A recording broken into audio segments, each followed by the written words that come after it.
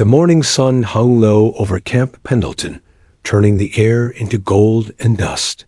The rhythmic echo of boots on gravel, distant cadence calls, and the metallic scent of oil and gunpowder painted the familiar chaos of marine life. But amid that energy, one figure moved differently, steady, measured, calm. Sergeant Elise Warren stepped off the transport truck, duffel bags slung over her shoulder, her posture crisp but unassuming. She didn't speak. She didn't need to. Her eyes, a pale gray that seemed to carry both storms and silence, scanned the base with practiced detail. The sentry towers, the armory, the rows of barracks lined like obedient soldiers. To anyone watching, she looked like a transfer, another mid-level NCO reassigned from admin or logistics. Her boots were spotless, her uniform creased sharp enough to cut air. She didn't move like someone trying to impress. She moved like someone used to not being noticed. A young corporal glanced at her name tag as she passed. "Warren," he muttered under his breath. "Never heard of her." His buddies snickered. "Probably a desk sergeant. Look at that perfect uniform. Hasn't seen dirt yet." Elise caught the whispers. She didn't react. She'd heard far worse before. As she approached the admin office, the sergeant on duty barely looked up. "New transfer?" he asked. "Yes, sir," she replied simply. Her tone was even polite, clipped, the kind that didn't invite small talk. He flipped through her file, brows knitting for a second. Then, with a shrug, he stamped her orders and handed them over. "Gate duty rotation starts tomorrow at 0600. Don't be late." Gate duty. For most Marines, it was punishment or filler work, standing post in the heat, checking IDs, opening gates for supply trucks. Elise only nodded. Understood.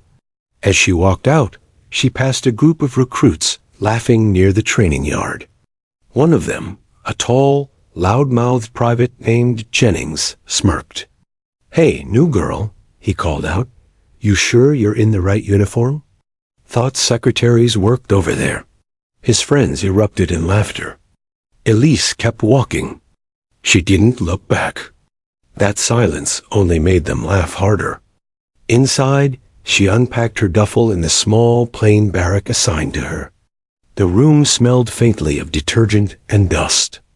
On the metal shelf above her bed sat only a few items.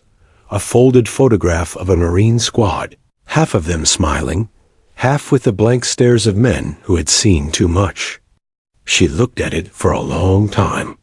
Her thumb brushed over one face. Corporal Diaz, the youngest of them. He'd been 19 when they went into Helmand. He hadn't made it back. That was 2 years ago. 2 years since the Iron Wolf unit had been disbanded after a mission no one in command wanted to discuss. 2 years since Elise had stopped using her call sign. Now she was just Sergeant Warren. She exhaled slowly, folded the photo, and tucked it into her locker. The next morning came early, as it always did. Dawn broke with the familiar chorus of commands. "Platoon! Form up!" and the steady cadence of marching feet. Elise reported to the main gate, saluted the duty officer, and took her post.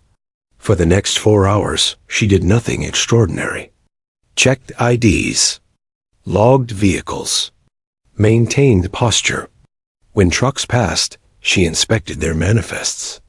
Her movements were precise, efficient, calm. The younger Marines on rotation, bored from standing still, tried to strike up conversation. "You always this quiet?" one asked, grinning. Elise turned her head slightly. "When I have something to say, you'll know," she replied softly, her tone not harsh but final. That shut them up for a while. By noon, the sun was punishing. Sweat pooled under helmets, flies buzzed near faces, and tempers grew short. Elise stayed composed, eyes forward. The captain drove through once, and she saluted with perfect form. He barely noticed her. But another Marine, a veteran in his 40s, did. Gunnery Sergeant Mason sat in the passenger seat, his gaze lingering on Elise for a second longer than necessary.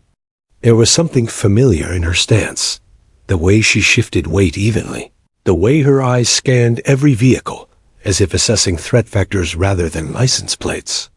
But he said nothing. That evening, Elise walked back to her barracks, just as the sun dipped below the horizon, the base glowing in amber light. In the mess hall, laughter and chatter filled the air. Jennings and his group were at their usual table, loud and arrogant. When Elise entered, they quieted briefly, then smirked again. Jennings called out, "Hey, gate girl, how many IDs did you check today? Must be exhausting saluting delivery trucks all day." His friends laughed. Elise ignored him, grabbed her tray, and sat alone. But Mason had noticed the exchange. He watched from across the room, studying her. Something didn't add up. Transfers didn't carry themselves like that. Her shoulders weren't tense. They were trained. Her reactions, or lack of them, told a story. After dinner, Elise cleaned her rifle in silence. The other Marines played cards, joked, or scrolled through their phones. But she disassembled the weapon methodically. Clean, inspect, reassemble, cycle the bolt. Her movements were muscle memory carved into bone. When she finished, she looked out the window. The base lights flickered in the distance. The faint hum of night drills filled the air. Somewhere, a sergeant barked orders. It was the same routine she'd lived for years, yet everything felt different. She was starting over. Again. But deep inside, she knew this wasn't just another posting. Something in her gut, that old instinct she'd learned never to ignore, whispered that her quiet wouldn't last long. As she turned off the light, a knock came at her door. It was the young corporal from earlier. "Ma'am," he said awkwardly, "the captain wants everyone at the yard tomorrow morning for a sudden readiness drill. Combat simulation." Elise nodded. "Copy that." When he left, she sat on the edge of her bed, fingers tracing the tattoo on her wrist, a wolf's head struck through by 2 lightning bolts. She stared at it, almost lost in thought. That mark had once meant everything. It had been painted on her team's armor plates, worn on their sleeves during covert ops, feared by insurgents who learned to whisper it like a curse. Iron Wolf. But now it was just ink, just a memory. Outside, the wind shifted, carrying the faint echo of shouting drills from across the field. Elise lay back, staring at the ceiling, listening to the rhythm of boots in the dark. Tomorrow would come fast. And when it did, the quiet, invisible Sergeant Warren would no longer be invisible. The morning air at Camp Pendleton smelled of sand, diesel, and sweat, the familiar perfume of routine. The readiness drill had come and gone in a blur of movement, shouting and adrenaline. The base had returned to its usual rhythm, but something subtle had changed. A few of the recruits had begun whispering about the quiet woman who moved like she'd already seen combat. Sergeant Elise Warren, however, kept to herself. She ate alone, trained alone, and reported on time for every duty shift. No complaints, no excuses, no wasted words. To some, that silence made her invisible. To others, it made her a target. By the end of her first week, the barracks were alive with gossip. "Did you hear?" The new sergeant froze during the drill, one recruit claimed. Another snorted. Please, she didn't even fire. Just bossed people around like she owned the field. Jennings, the same Marine who'd mocked her on day 1, leaned against the locker door and added, "Probably came from clerical.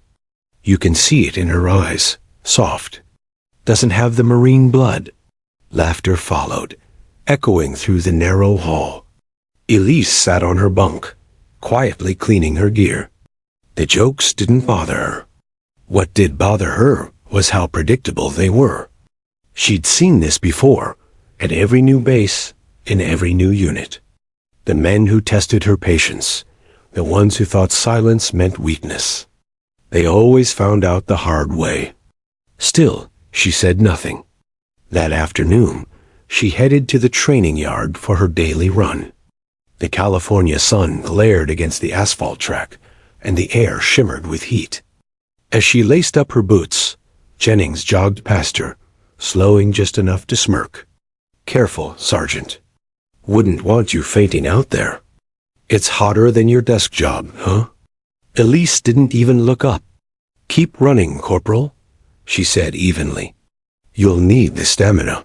Jennings stopped mid-stride, caught off guard by her tone, calm, steady, commanding. For a second, something in her gaze unsettled him. But pride got the better of his gut. "Whatever you say, rookie." He jogged off, shaking his head. As the day dragged on, the tension around Elise grew thicker. In the mess hall, conversations died when she entered. A few stared openly, curious who she really was. Others ignored her completely, deciding she wasn't worth the attention. But one Marine, Private Miller, barely 20 and new to the course, couldn't help asking, "Ma'am, why don't you ever talk back to them?" Elise looked up from her tray, her expression unreadable. "Because words don't change minds," she said. "Actions do." Miller frowned. "But don't you ever want to prove them wrong?" A faint smile touched her lips. "I don't need to." He didn't understand then. Few did. That night, the barracks echoed with laughter and music. Jennings and a few others were in the corner, playing cards. The smell of cheap energy drinks and sweat hung heavy in the air. When Elise entered to retrieve a file from her locker, Jennings looked up with a grin. "Hey, Sergeant," he called out. "How's life at the gate? Heard you're the best at waving trucks through." The room erupted in laughter. Elise didn't stop walking. But Jennings wasn't done. "Come on, lighten up. You ever even fire a weapon outside the range?" Elise paused, just for a second, then turned her head slightly. "Once or twice," she said quietly. Her calmness irritated him. He wanted a reaction. "You know, people talk big when they haven't seen the real thing," he pressed. "You ever even been deployed?" The room went silent. That was a line most didn't cross. Elise looked at him for the first time, a cold, unwavering stare that froze Jennings mid-smirk. Her voice, when she spoke, was soft but carried weight. "You should be careful asking questions you're not ready to hear the answers to." For a moment, nobody moved. Then Jennings forced a laugh. "Guess that's a no." Elise turned back to her locker, closed it quietly, and walked out. But after she left, something shifted in the air. The youngest Marine, Miller, whispered, "Did you see her eyes?" That wasn't a no. Jennings rolled his eyes, but didn't reply.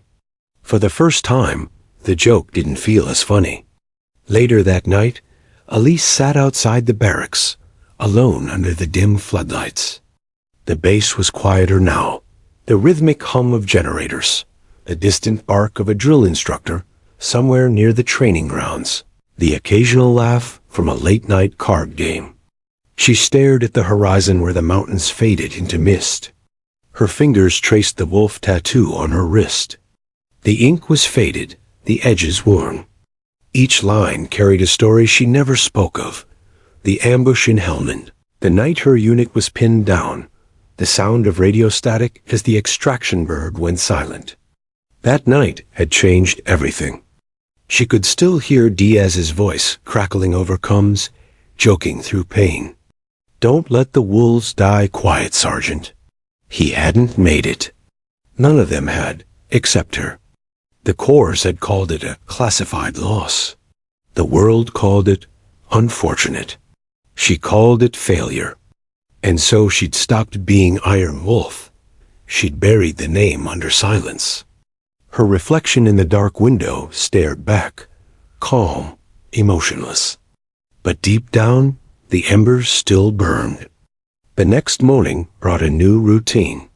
Combat readiness training was announced, a simulated mission across the open training field. Teams would rotate between assault, defense, and medical response. When Elise's squad assembled, Jennings was already grinning. "Guess you'll stay behind and take notes, Sergeant," he said. "Wouldn't want you breaking a nail." This time, Elise did respond. She stepped closer, her voice low and precise. "When you're done joking, Corporal, remember the mission requires leadership. Try not to lose your team." The other Marines chuckled under their breath. Jennings stiffened, jaw tight.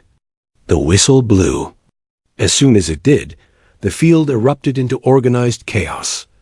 Blank rounds firing, smoke grenades hissing, shouts of medic. And move, move, move, echoing through the heat. Jennings led his team forward recklessly, firing wildly at targets, tripping over a fallen barricade. His men were scattered, confused, shouting over each other. Meanwhile, Elise moved with calm precision. She didn't yell. She gave short, direct orders. Cover the left. Watch your angles. Stay low. Her voice carried control, not panic. Within minutes, her squad was coordinated, efficient, pushing through simulated enemy fire. The drill instructor, watching from the tower, leaned to Mason. "That new sergeant, she's good." Mason didn't reply. He was already watching her closely. The way she moved through smoke, checking corners, scanning fields. It wasn't just good. It was professional. When the whistle ended the drill, Elise's squad was one of the few that completed all objectives. Jennings' team had lost half their simulated members to casualties. "Not bad for a rookie," one Marine muttered as they left the field. Jennings scowled, but said nothing. That evening, as she returned to the barracks, Elise overheard a whisper. Two recruits by the lockers were murmuring, "She's not new. Look at how she moves." That's combat training. Real stuff. The rumor spread like wildfire, through the mess hall, across the training yard, even among officers. Some said she'd served in recon. Others swore she'd been special forces. No one knew for sure. Elise offered no answers. When she lay in bed that night, the base lights flickering outside, she knew the calm wouldn't last much longer. Respect in the corps was never given. It was earned in sweat, silence, and fire. And soon, they'd all learn exactly who she was. The next sunrise crept over Camp Pendleton with an uneasy stillness. Marines hustled between hangars, hauling gear and ammo crates, their voices clipped and focused. Word had spread overnight, a surprise combat readiness drill. Full gear, live blanks, smoke, timed objectives. It was the kind of test that exposed every weakness in a unit. Sergeant Elise Warren adjusted the chin strap on her helmet and studied the fog rolling off the hills. Around her, younger Marines joked and cursed about the heat. She stayed silent, scanning the horizon as if she already knew what would happen. Across the field, Corporal Jennings strutted among his squad, loud as ever. "All right, people. Keep up with me, and maybe we won't embarrass ourselves in front of command." His grin was wide, his confidence unshakable. He glanced at Elise and shouted, "Hey, gate girl. Try not to get lost out there." No answer. She simply checked her rifle and turned away. The whistle shrieked. Instantly, chaos. Smoke canisters hissed and swallowed the range in gray haze. Simulated explosions thundered from hidden speakers. The air filled with the staccato crack of blank rounds. Dozens of voices overlapped orders, curses, panic. Elise dropped to a knee behind a barricade, scanning through the haze. Her team scattered like startled birds. "Form up, left flank now," she called. Her tone was calm, but it cut through the noise like a blade. The men responded instinctively, regrouping around her. She moved with an economy of motion It came only from experience, every step measured, every command short and clear. When one Marine froze under simulated fire, Elise slid beside him, nudged his shoulder, and said quietly, "Focus on breathing. Count 3. Then move." He nodded and did exactly that. From the observation tower, Gunnery Sergeant Mason watched through binoculars. He'd seen hundreds of drills, but something about Warren's composure drew his eye. Even through the smoke, she looked unshakable. He lowered the glasses and murmured, "That's no admin, Sergeant." On the far side of the field, Jennings' squad was unraveling. They charged ahead too fast, misread coordinates, and walked into a simulated ambush. When the paint round pellets splattered against their vests, half his team went down. Jennings cursed and waved wildly. "Fall back. Fall back." Elise heard the commotion and keyed her radio. "Alpha 2, status?" Silence. Static. Then faint shouting. She frowned, motioned for 2 Marines to follow, and advanced through the haze toward the noise. A flash of orange smoke marked the mock casualty zone. Jennings and his scattered Marines were pinned behind a barrier, their line broken. One of them yelled, "Medic!" Elise's boots pounded through the dirt. She dove into cover beside them. Jennings stared, surprised. "What, the Warren?" "This isn't your sector. Your cums are dead," she said, already checking the wounded Marine's gear. "And your team's exposed. Move to the berm, 50 meters north." He hesitated. "That's open ground." She met his eyes. "It's cover if you make it fast." Something in her tone steady, absolute, made him obey. As Jennings barked new orders, Elise worked on the downed Marine. The injury was a training sensor reading critical damage, but she treated it like the real thing: pressure, bandage, carry position. Her movements were practiced to instinct. When she finally dragged the Marine to safety, Jennings' team was reforming behind the berm. The smoke thinned just enough for Mason, still watching from above, to see her silhouette hauling another Marine twice her weight across the dirt. He set the binoculars down, a slow smile breaking across his weathered face. "Iron Wolf," he whispered, as if tasting the memory of an old legend. The whistle blew again, drill complete. The chaos faded to murmurs. Instructors called for after-action reports. Marines removed helmets, coughing from the smoke. Jennings approached Elise, sweat streaking his face. "You didn't have to cover us," he muttered. "We had it handled." She arched an eyebrow. "You lost half your team." He frowned, embarrassed. "Yeah, well, thanks, I guess." Elise nodded once and walked away. No gloating, no lecture, just quiet purpose. Mason intercepted her near the armory. "Good work out there, Sergeant." "Just did my part, sir."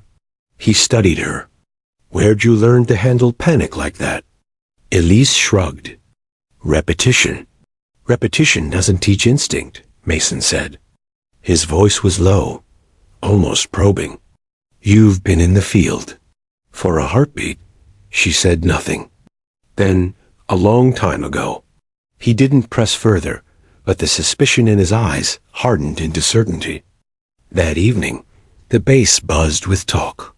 Stories grew with every retelling. Some swore they saw her carry a man through live fire. Others said she'd predicted every move before it happened. In the barracks, Jennings replayed the moment in his head, the command in her voice, the precision of her movements. For the first time, he wondered who she really was. "Hey, Corporal," one recruit joked. "The rookie saved your tail today."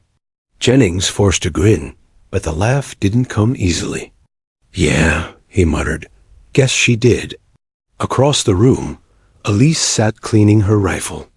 The faint scent of gun oil filled the air. Her fingers worked automatically: disassemble, inspect, reassemble. Each click of metal against metal was a small, grounding ritual.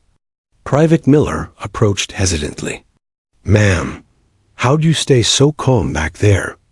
Everyone else was losing it. She paused, then said, "You don't stop fear. You control what it does to you." He nodded slowly, absorbing the lesson. "Were you scared?" A faint smile ghosted across her lips. "Always." Miller blinked, unsure if she was joking. Later that night, Mason stopped by the barracks. He leaned against the doorframe, arms crossed. "Mind if I come in?" Elise looked up. "Not at all." He stepped inside, glanced at her spotless gear, and said quietly, "You were in Hellman, weren't you?" Her hands froze. "Why do you ask?" "Because I was there too," Mason replied. "Different unit. But I remember the name Iron Wolf. Heard it over radio chatter once. A unit that ran into hell and pulled people out." Elise's eyes dropped the tattoo on her wrist, the wolf's head barely visible under the sleeve. "That was a lifetime ago." Mason nodded. "Maybe, but Marines don't forget wolves." He turned to leave, pausing at the door. "Drill tomorrow marksmanship test. You joining?" She nodded. "Good," he said.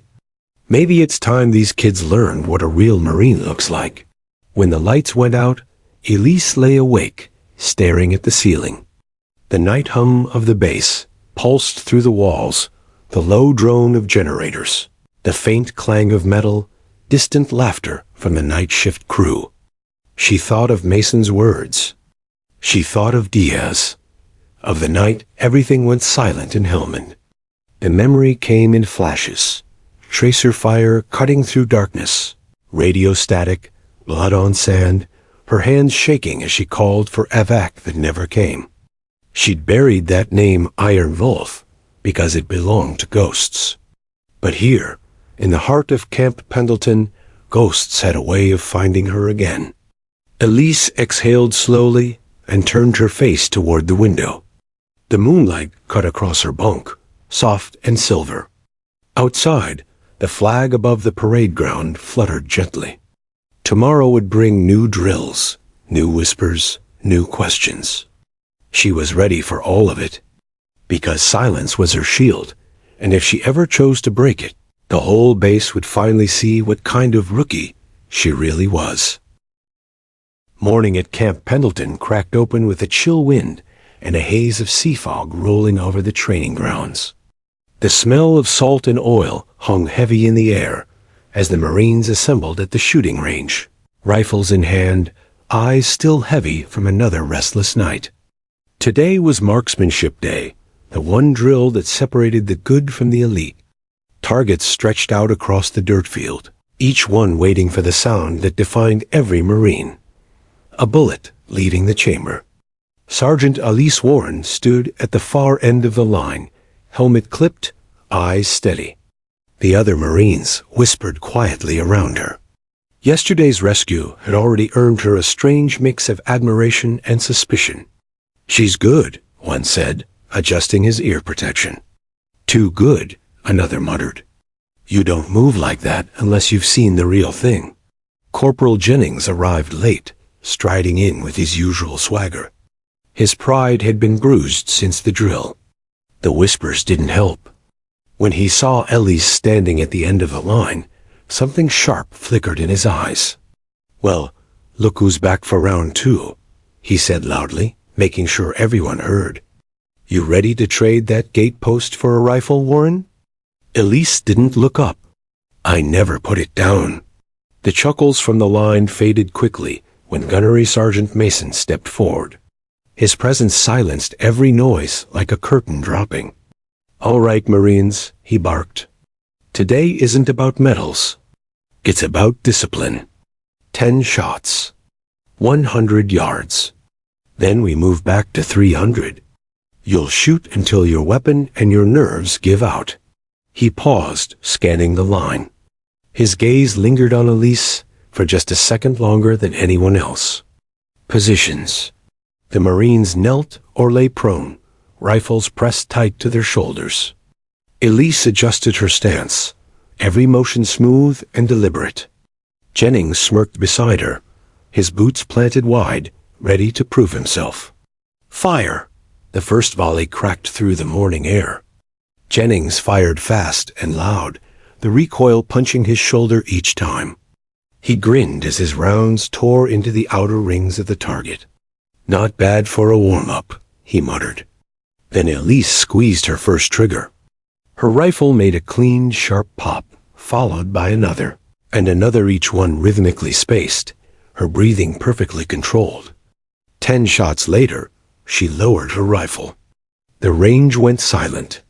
When the instructors brought back the targets, the difference was brutal.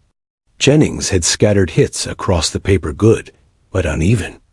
Elise's target had a single tight cluster dead center, so close the holes merged into one ragged tier. Someone whistled under their breath. That's impossible. Jennings stared at her target, jaw tightening. You sandbagged that shot, he said. Elise glanced at him calmly. Gravity's fair to everyone, Corporal. Mason's lips twitched, hiding a smile. We'll move to 300, he announced. Let's see if you can all keep up. At the next distance, the fog began to lift, revealing the golden hills beyond. The sun hit the metal barrels, throwing sharp glints across the field. Jennings adjusted his scope, but his hands weren't steady anymore. Elise, on the other hand, moved like the rifle was an extension of her own heartbeat. She inhaled, exhaled, fired. Each shot rolled like a metronome through the air. When the final targets came in, the pattern was identical. 10 perfect hits. Mason turned to the group. Any of you know what we call that? No one answered. He nodded toward Elise. We call that a Marine who never misses. Jennings' fists clenched at his sides. She's not supposed to even be here, he snapped suddenly. She's admin. Paperwork. Why the hell is she even running field drills? The air went still. Elise turned toward him, her voice calm but low. Because Marines don't choose where they serve, they adapt. Jennings stepped closer. You think you can show me up again? Then prove it. Right now, one-on-one. Mason's brows lifted. That's not regulation, Corporal. Jennings didn't back down. Permission to engage in friendly competition, sir. For morale. His tone made the word friendly sound like a challenge to war. Mason studied Elise. Sergeant? She met his eyes. Permission granted. They reset the range. 2 targets. 2 rifles. 20 rounds each. 100 eyes watching. Jennings rolled his shoulders, trying to bury the tension twisting through him. He'd always been the best shot in his unit, always. But now, for the first time, someone had walked into his range and made him doubt it. The whistle blew. They fired in near-perfect unison, rifles cracking across the open field. Dust kicked up, brass casings spun in the sunlight. But the difference was clear. Jennings shot fast, sloppy under pressure, while Elise moved with an eerie patience. Between each shot, she paused for just a second, listening, feeling the wind shift, adjusting by instinct alone. Her eyes didn't blink, her focus unbroken. When the final round clicked empty, both lowered their rifles. The range sergeant called the scores. Jennings hit 17 out of 20. Solid, respectable. Then came Elise's sheet. 20 out of 20. Every shot dead center. The silence broke into a low wave of murmurs. Some Marines clapped. Others just stared. Jennings' face burned red. He stormed toward her, voice rising. You're cheating. No one shoots like that. Not without. He stopped himself, realization dawning. You were special ops. Elise didn't answer. Her expression didn't change. Mason finally spoke. That's enough, Corporal. Take a walk. Jennings hesitated, breathing hard, then turned on his heel and stormed off. The others dispersed, still buzzing. But Mason stayed behind, watching Elise pack up her rifle with methodical care. "You knew he'd challenge you," he said quietly. "I figured he needed it," she replied. "Sometimes a Marine learns more from losing than winning." He smiled faintly. "You remind me of someone." Elise didn't ask who. She just slung the rifle over her shoulder and started walking toward the armory. "Warren," Mason called after her. "You ever think about coming back?" She paused mid-step. "Back to what?" "To what you were trained for," he said. "We've got recon slots opening up again. Could use someone who sees the field the way you do." Elise turned slightly, her expression unreadable. "I came here to disappear, Gunny, not to start over." Mason nodded slowly. "Disappearing doesn't suit you." She didn't reply. That night, the barracks buzzed again, louder this time. The challenge had spread like wildfire. Marines gathered around, swapping stories, exaggerating details. She outshot Jennings by a mile. Someone said, "He's furious." Jennings sat in the corner, brooding. His pride had always been his weapon, and now it had been turned against him. Private Miller leaned toward him cautiously. "She's not like the rest of us, man.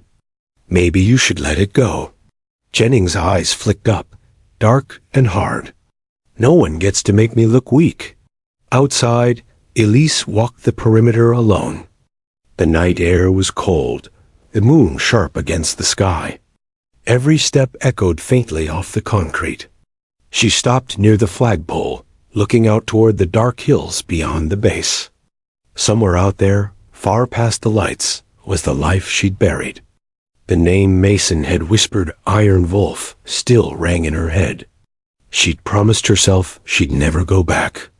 That part of her life had ended the night Diaz didn't make it back from the extraction zone. But the world had a cruel way of dragging you back to what you were meant to be. Behind her, Mason's voice carried softly through the quiet. "You can keep pretending to be ordinary, Warren. But some instincts don't die. They just wait for the next call." She didn't turn around. Her gaze stayed locked on the horizon. "Then I hope the call never comes." But deep down, beneath the calm surface, something in her stirred, a whisper she'd tried for years to silence. And it was starting to wake again. The base slept under a dim half-moon, the kind that cast long shadows and made even familiar shapes feel strange. Wind brushed across the metal roofs, rattling the loose vents and whispering through the cracks of the old barracks. Elise Warren sat on her bunk, the glow of a single desk lamp cutting a pale circle through the darkness. Her rifle lay in pieces before her, barrel, bolt, scope, each part laid out like an anatomy of memory. She wasn't cleaning it. She was just staring. It had been 2 weeks since the marksmanship challenge, but the buzz still hadn't died. Everywhere she went, Marines nodded with new respect or suspicion. Some called her Gate Girl no more. Others whispered a name she hadn't heard in years. Iron Wolf. She never told them what it meant. She couldn't. Her fingers brushed the tattoo on her wrist again. The wolf's head split by 2 lightning bolts. The ink was fading now, but the weight it carried never did. It wasn't just a symbol. It was a promise. A promise to a fallen brother. And then it happened. A knock came at the door, soft, deliberate, precise. 3 taps. Pause. 2 taps. The old field signal. Elise froze. Her pulse quickened, but she didn't move right away. No one on this base should know that pattern. No one except. She rose slowly, reached for her sidearm, and approached the door. "Identify," she said, voice low. "Courier," came the answer. Male. Calm. Neutral. She unlocked the latch, but kept her weapon drawn. When the door creaked open, a young Marine in duty fatigue stood outside, his breath visible in the cold air. He held a small sealed envelope marked confidential classified channel. Delivery for Sergeant Warren, he said. Who sent this? He shrugged. Came through encrypted relay. Base comes said to hand it to you directly. Signature required. She signed, took the envelope, and closed the door behind her. The paper was thick, military issue. The seal bore a faint emblem, a wolf's skull with crossed lightning bolts behind it. Her chest tightened. That symbol had been retired. Officially, the Iron Wolf unit didn't exist anymore. She slit the edge open carefully, pulling out a folded letter. Inside, printed in blocky field text, were 3 lines. Operation Crosswind compromised. Contact burned in San Diego. They're coming for the wolves. At the bottom was a single word. Mason Elise stared at the signature. Her throat went dry. She grabbed her radio immediately, switched a private channel. Gunny Mason, this is Warren. Respond. Static. She tried again. Nothing. Her training kicked in. She slipped on her boots, holstered her pistol, and moved fast through the corridors, keeping her pace controlled. The base was quiet, except for the distant hum of generators and the occasional bark of orders from the night watch. She reached the NCO quarters and knocked. No answer. Mason's bunk was empty. His gear gone. On his desk, she spotted a half-folded file marked Temp Transfer. Off-site assessment. No signature. No date. He hadn't been transferred. He'd been taken. By 0400 hours, the first whispers had started spreading through the base. Mason's name disappeared from the morning roll call. The officers were silent. The chatter was nervous. Something was wrong. Elise moved quietly through her duties, but her mind was racing. Operation Crosswind. She remembered it. A deep black mission from her Iron Wolf days.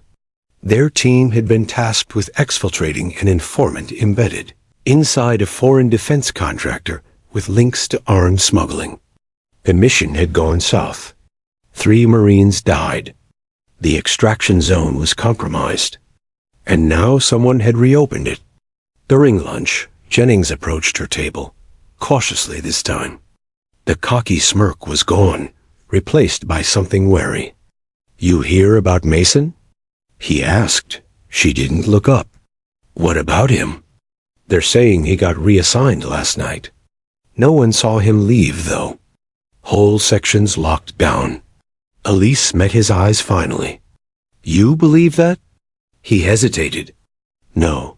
For the first time, she saw something in Jennings that wasn't arrogance. It was concern. Maybe even fear. She stood. Forget you saw me.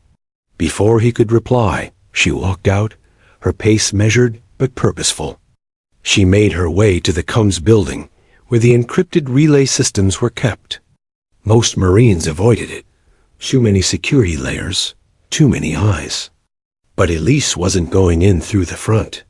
She circled around to the maintenance hatch on the eastern wall, a spot she'd memorized weeks ago during patrols. One quick twist of a loosened bolt, and she slipped inside. The hum of servers filled the dark room, blue lights flickering across her face. Rows of encrypted terminals glowed faintly in the silence. She moved toward the central console, her fingers flying across the keyboard. Access protocol Iron Wolf Delta 7. Access denied. She exhaled, then tried again. An override she hadn't used in years. Override command. Warren 7 Helmand Echo. Access granted. A flood of encrypted messages scrolled across the screen. One caught her eye immediately. Timestamped just hours earlier. Tagged with Mason's ID. From Mason.gs2. Unknown node subject. Wolf Shadows. If you're reading this, they've found me. I tried to delay them, but couldn't cover the signal trace. Warren, if you're still out there, don't trust anyone in command. Crosswind was never shut down. They're rebuilding it under a different name. Find Diaz's file. He left a trail before he died. Elise froze. Diaz. Her chest tightened at the memory, the 19-year-old sniper she'd promised to bring home. She closed the file quickly, copied the coordinates Mason had embedded in the message, and erased all traces of her login. By dawn, she was back at the gate, as if nothing had happened. Her eyes stayed calm, but her mind burned. Someone on base was watching her. She could feel it, the eyes in the distance, the subtle shift in guards, the way Combs fell silent when she passed. That night, when the others slept, she pulled out a folded map from her footlocker.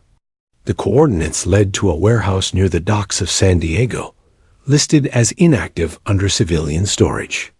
She traced the spot with her finger. "Crosswind," she whispered. At 2,300 hours, Elise slipped out of base in civilian gear, jeans, dark jacket, cap low over her face. Her ID cleared easily.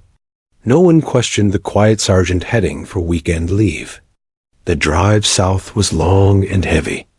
The highway lights blurred past, and memories she'd buried began to surface. The mission, the ambush, the sound of Diaz's voice in the comms before it went silent. When she reached the docks, the place was half empty, the air thick with the smell of salt and rust. A single security light flickered near the warehouse door. Elise approached slowly, scanning every shadow, every glint of movement. She tried the door, locked. Then she noticed the keypad beside it. 6 digits, military grade. She punched in the old Iron Wolf code. 721495. The lock clicked. Inside, the warehouse was cold and dark. Rows of old crates sat stacked under tarps. But in the far corner, a faint glow pulsed, the screen of a still-active computer terminal. She approached cautiously. The login was already open, and the folder names froze her blood. Operation Crosswind 2 subjects. Warren, Diaz. Mason status. Reactivation pending. She reached for the mouse, but a sound behind her made her spin. A flashlight beam hit her square in the eyes. "Step away from the terminal, Sergeant." The voice was calm, controlled. Elise squinted against the light. She recognized that voice. It was Captain Heller, her commanding officer at Pendleton, flanked by 2 MPs with rifles raised. "Sir," she said, jaw tight, "you want to tell me what this is?" Heller's expression didn't change. "You were never supposed to see that file." Elise took a half step back. Crosswind was shut down. Those men died for it? Heller's tone turned cold. And their deaths bought us something priceless. You, Sergeant Warren? You're the key. The MPs moved closer. Elise's pulse slowed, calm, calculating. "Sir," she said softly, "with all due respect." Her eyes flicked to the nearest light switch, the rusted beam above. "You should have brought more men." For a few heartbeats, everything was still. The hum of the computer screen, the slow drip of water from a broken pipe, and the low rhythm of 3 sets of boots closing in. Elise Warren stood frozen under the harsh beam of the flashlight, every muscle calculating, every breath measured. Captain Heller's voice cut through the silence, calm and absolute. "Put your hands where I can see them, Sergeant." Elise raised them slowly, palms out, eyes locked on the 2 military police officers flanking him. They were young, steady enough, but their grips on the rifles were too tight, rookies. "You're making a mistake," she said quietly. Heller tilted his head. "The mistake was thinking you could hide from us. You should have stayed quiet at Pendleton." Elise's gaze flicked briefly to the steel beam overhead, a single chain dangling from a pulley.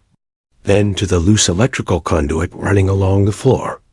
"You're not arresting me," she said, voice low. "You're cleaning house." Heller smiled faintly. "You always were sharp. That's why you were our best asset." Her heartbeat slowed. Asset, not Marine. That word told her everything she needed to know. She moved in the same breath that she exhaled. Her right foot hooked the chain's base and yanked. The pulley spun, dropping the hanging crate beside her. It crashed to the floor, the explosion of noise throwing the MPs off balance. Elise dove to the left, rolling behind a stack of crates as rifle fire erupted. Sparks ripped through the dark. The computer shattered under stray rounds. "Hold your fire," Heller barked. "I want her alive." Elise ducked behind a pillar, ripped a loose metal pipe from the wall, and hurled it toward the electrical conduit. The impact sparked violently. Lights flickered, alarms screamed, and half the warehouse went dark. "Damn it!" one of the MPs shouted. In that moment of confusion, Elise moved, fast, silent, lethal. She tackled the closer MP, twisted his wrist, and used his own rifle as leverage. The man went down hard. She swung the weapon in a tight arc, striking the second across the jaw. The second man crumpled. Elise leveled the rifle on Heller, breath steady. "Who are you working for?" He didn't flinch, still asking the wrong question. Before she could react, he pressed a button on his wristband. The sound that followed was unmistakable, the echo of tires screeching outside, multiple engines shutting off. Backup. Elise glanced toward the side exit, calculating her odds. Heller smirked. "You can't run from this, Warren. Crosswind never died. It evolved into something cleaner, smarter. And it needs you back." Her finger tightened on the trigger. Not a chance. The moment she fired, she was already moving. The shot grazed his arm, enough to drop him to a knee, but not kill. She dived through the side door just as the reinforcements burst in. Bullets shredded the metal wall behind her. Sparks danced through the night as she sprinted into the maze of shipping containers outside. The cold ocean wind hit her face like a slap. "Fan out." She heard someone yell. "She's heading west." The darkness was her ally again. She weaved through the labyrinth of steel corridors, boots silent, lungs burning but controlled. Her hand brushed the pistol at her thigh. Only 7 rounds left.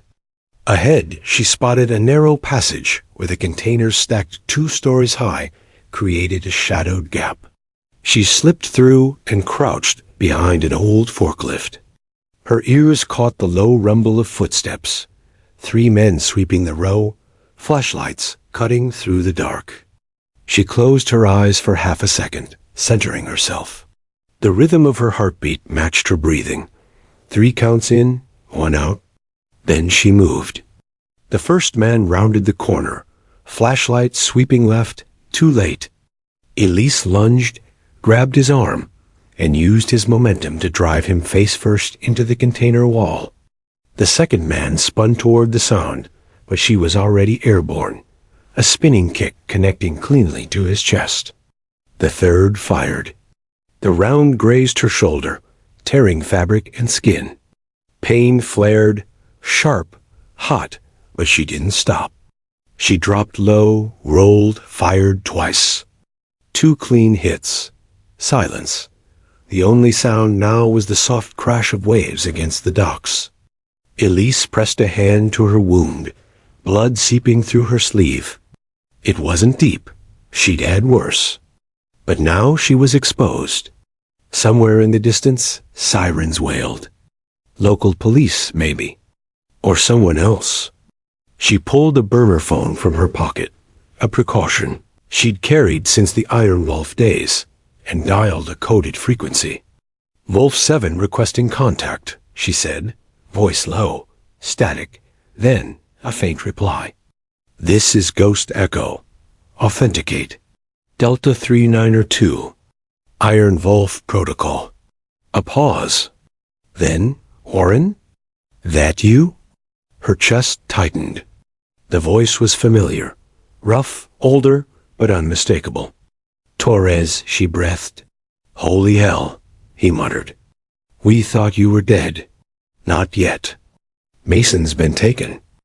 Crosswind's back. I need extraction. Copy that. Meet me at the old freight pier, Dock 19.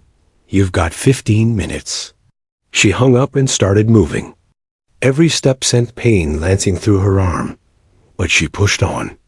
When she reached Dock 19, the fog was thicker, rolling off the water in ghostly sheets. A small fishing boat sat moored to the end, engine humming low. A tall man in a worn leather jacket stepped out of the shadows. Torres, her former spotter.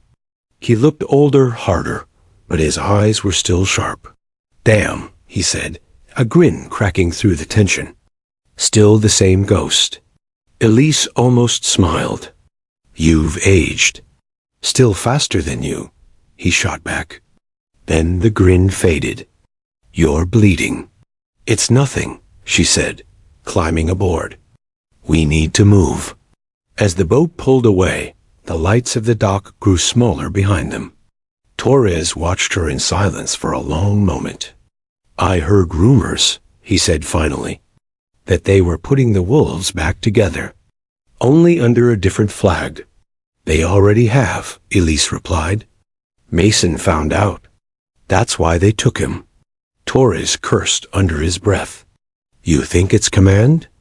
"No," she said. "Worse, it's private now. Off books. Someone's using the old ops playbook for profit." Torres exhaled slowly. "So what's the plan, Sergeant?" Elise's gaze stayed locked on the horizon. "We find Diaz's trail. Mason said he left something behind before he died. If Crosswind's running again, that trail will lead straight to who's funding it." Torres nodded grimly. "You realize going after them means no coming back, right? They'll brand you rogue." She looked down at the faded tattoo on her wrist, the wolf's head, lightning bolts barely visible under scar tissue. "Maybe it's time the Iron Wolf came back," she said quietly. The boat sped through the dark, leaving the city lights behind. The cold sea wind tore through her hair, but her eyes stayed fierce, unflinching. She'd spent years trying to disappear. Now, for the first time in a long time, she felt alive again. The mission, the clarity, the fire. But deep inside, she knew what this meant. Every step closer to Crosswind meant stepping back into the shadow she'd fought so hard to escape. And somewhere out there, the man who ran this new operation already knew she was coming. He'd be waiting. The sea was a black mirror, broken only by the hum of the small fishing boat cutting through the waves. The stars above were faint, scattered between sheets of drifting fog. Elise sat near the bow, arm wrapped in gauze Torres had scavenged from the first aid kit, her gaze fixed on the horizon, but her mind was far from calm. She could still see Heller's face, the smirk, the certainty in his eyes. Crosswind never died. Those words echoed in her head like gunfire. Torres leaned on the railing, cigarette glowing faintly in the dark. "You haven't changed much," he said after a long silence. "Still staring at ghosts." Elise smirked faintly. "They tend to follow me." He chuckled dryly. "You sure Mason's still alive?" She hesitated. He sent a signal before they grabbed him, same encryption Diaz used before he was killed. Mason wouldn't risk that unless he had proof. Torres nodded slowly. "Then Diaz's trail's our next stop." He pulled out a small waterproof tablet and activated it. A map flickered to life, grainy, marked with old military grid coordinates. "Diaz's last known location before his death," Torres said, tapping the screen. "A safe house up north, near Ridgefield. Abandoned since the shutdown." "Crosswind had dozens of safe houses," Elise replied. "Why that one?" "Because," Torres said, zooming in, "the last transmission from that frequency came from there, 10 hours before his body turned up in D.C. That stopped her cold. Diaz had been one of the best, quiet, brilliant, loyal to the end. If he'd been killed in Washington, why was his signal coming from the other side of the country?" Elise's expression hardened. Then that's where we start. Ridgefield, 2 days later. The cabin sat deep in the woods, overgrown and half collapsed, a relic of another life. Snow lay thick on the roof, branches sagging under the weight. Torres parked the truck a quarter-mile down the trail, killed the lights, and the two moved on foot. Elise's movements were silent, automatic, as if she were back on recon duty. They approached the cabin from opposite sides, weapons drawn, eyes sweeping. "Clear," Torres whispered. Elise nodded and stepped inside. The air was stale, filled with the scent of mildew and dust. Furniture was overturned, papers scattered, but something about the chaos felt. Deliberate, staged, Torres crouched near the broken fireplace. "Looks like someone wanted us to think it was raided." Elise ran her fingers across the wall, then stopped. A faint indentation, almost invisible. She pressed gently. A hidden panel popped open. Inside was a small safe, old, battered, but locked tight. She smiled faintly. "Diaz, you paranoid bastard." Torres grinned. "You got the code?" "I've got a hunch." She knelt, studying the keypad, worn at 379 and 1. Her memory raced back to their old mission in Syria, where Diaz had joked about using "the days we should have died" as his password. She entered 3791. The lock clicked open. Inside was a small flash drive and a folded sheet of paper, yellowed with age. Elise picked it up, hands steady despite the chill creeping through the cabin. The note read in Diaz's sharp handwriting, "If you're reading this, I'm already gone." Crosswind wasn't a mission. It was a blueprint. Someone inside turned it into a business. The buyer sits higher than any general. Don't trust command. Don't trust intel.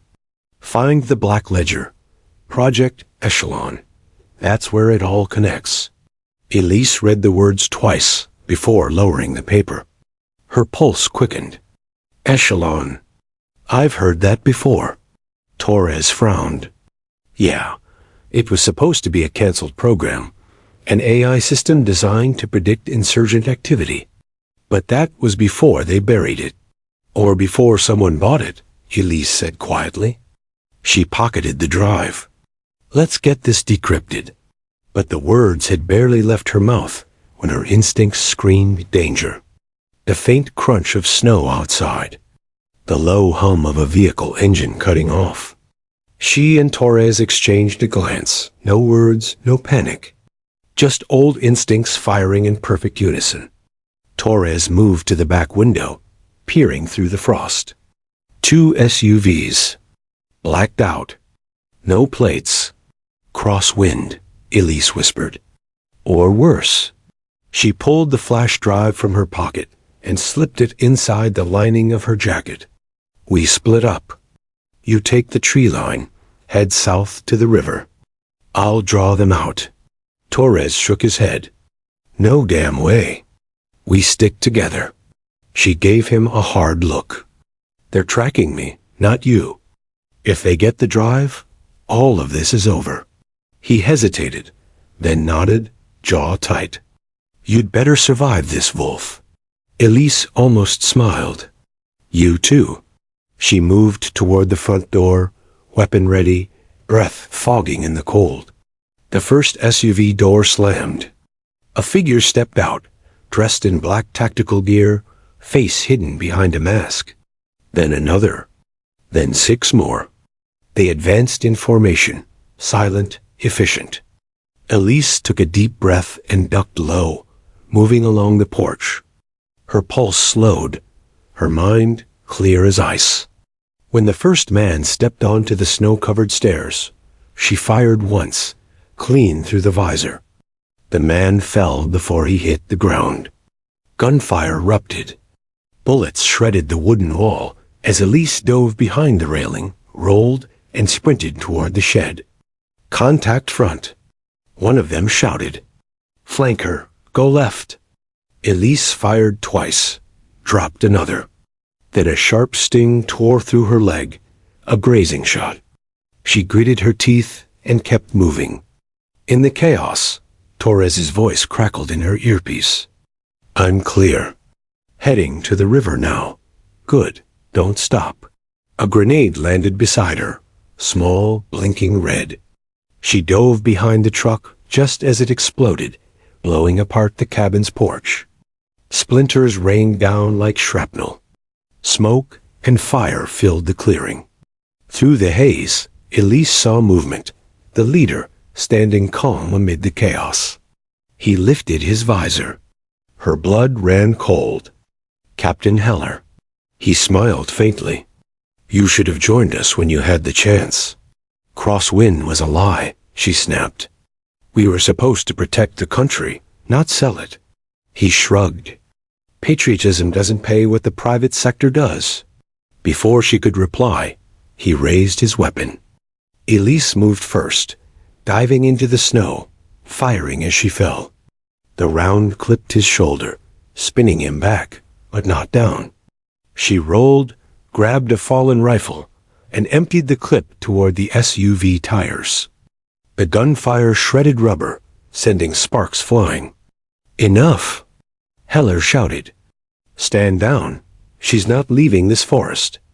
Elise crawled through the underbrush, blood soaking her leg, lungs burning.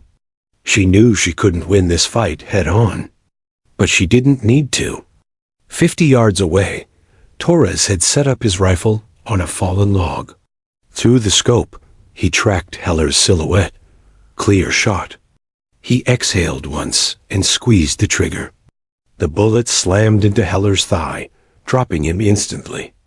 Go! Torres barked into the comm. Elise didn't hesitate. She sprinted, half limping, through the snow toward the tree line. Behind her, she heard shouting, gunfire, chaos. By the time she reached the riverbank, Torres was waiting, already starting the small motorboat hidden beneath the bridge. Drive, she gasped, collapsing into the seat. He hit the throttle. The boat shot across the icy water, bullets ricocheting behind them. When the noise finally faded, Elise leaned back, heart pounding. Torres looked over. You get the drive? She nodded, eyes burning with resolve. Yeah, but this isn't just Crosswind anymore. Echelon's the real threat, and whoever's behind it knows we're coming. Torres frowned. Then we make them wish they didn't. Elise looked up at the night sky, the stars faint through the smoke. For the first time in years, she wasn't running from her past. She was running toward it. And she was ready for war. The abandoned warehouse sat at the edge of the docks. Lights dimmed and shadows stretched long across the concrete. Elise Warren crouched behind a stack of crates, the flash drive containing Diaz's trail pressed tightly against her chest. Beside her, Torres checked his rifle, eyes sharp, every muscle taut with anticipation. This is it, Elise whispered. Project Echelon ends tonight. Torres exhaled slowly. You've been waiting for this a long time. Elise's jaw tightened. Long enough to know we can't fail. Across the dock, the figures moved, operatives dressed in black, helmets reflecting the sparse light. At their center stood the mastermind, Captain Heller, now stripped of pretense, his posture cold and commanding.